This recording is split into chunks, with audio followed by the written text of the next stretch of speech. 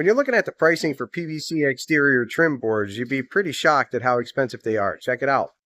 Just look at these prices. You're talking $38 for a 12-foot board by 3 inches wide.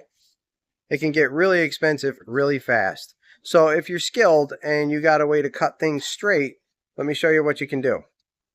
In some of the stores, you can find these 4x8 sheets of 1/4 inch PVC exterior board. They have them in 1/2 inch and they have them in 3/4 too.